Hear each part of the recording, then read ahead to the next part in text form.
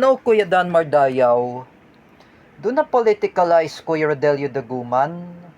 Rodelio is a cerebral palsy.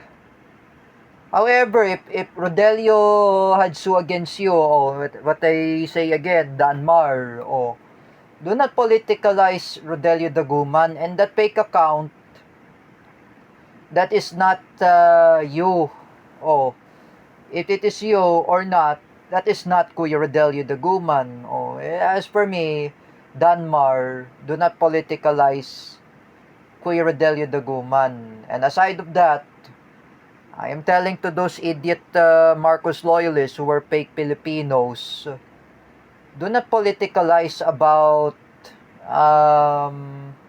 the EDSA People Power Revolution. Aside of Kuya Rodelio Daguman, we have to still remember the EDSA People Power Revolution. Why? Because it's a holiday. We have to remember the holiday of EDSA People Power Revolution. During the time of Gloria Macapagal Arroyo, she declared a holiday, that EDSA People Power Revolution anniversary. It's a non-working holiday. During the time of Noynoy Aquino, non-working holiday, EDSA People Power Revolution. During the time of Rodrigo Duterte, non-working holiday, EDSA People Power Revolution. During the time of Rodrigo Duterte. But this Bongbong Marcos is really pathetic.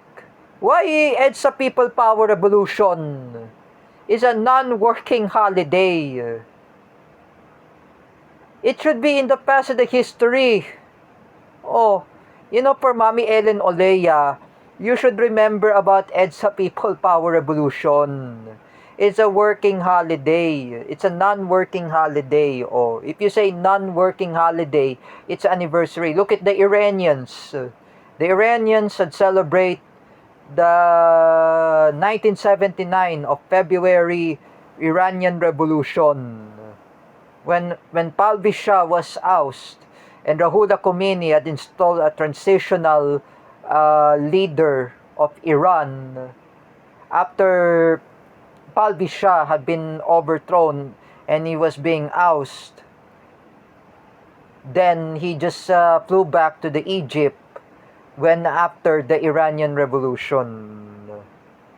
But here in the Philippines, we should remember the Yellow Revolution. That's called the Aquino Revolution in EDSA People Power Revolution in 1986. It has to be remembered.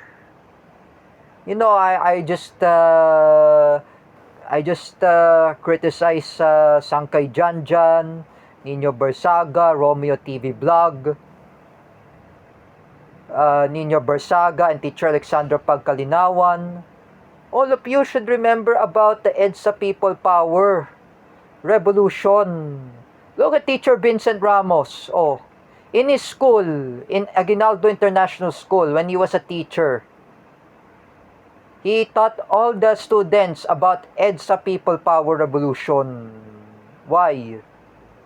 Fidel V. Ramos was in charge to withdraw the support of Ferdinand E. Marcos Sr., even Juan Ponce Enrile. And during the time of Cory Aquino was being installed as a transitional president of the Philippines, after Ferdinand Marcos Sr. was being ousted in Malacanang, and he was flew back to the Hawaii. That EDSA People Power Revolution, it should be a holiday, ordinary holiday event. It's an ordinary holiday. I am saying to those idiot Marcos loyalists who were fake Filipinos, Paulo Cruzada, Teacher Alexander Pagkalinawan, Sangkay Janjan, Nino Barsaga, Romeo TV Vlog, Ate Dina Guillermo, Ate Mel, and even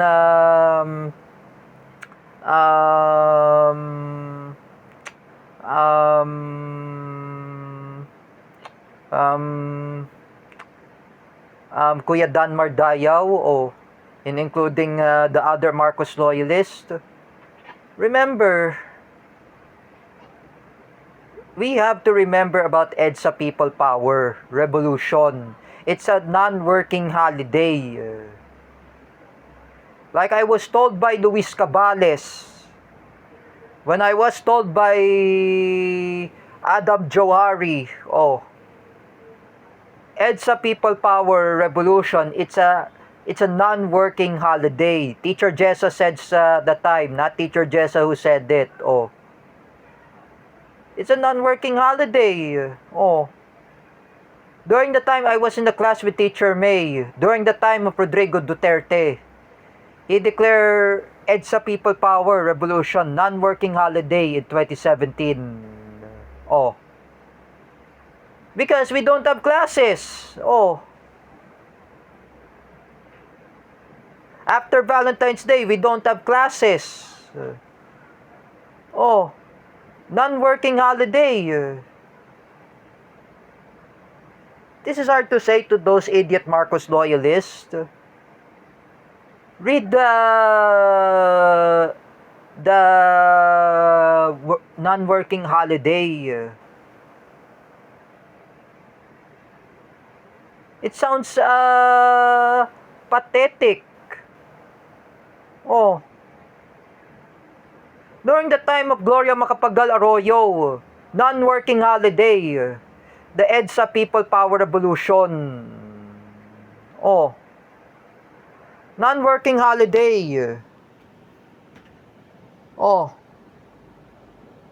Like I said before, look at Kuya Rodelio Daguman when he was a kid. He experienced the EDSA People Power Revolution. Even Teacher May experienced that when she was a kid.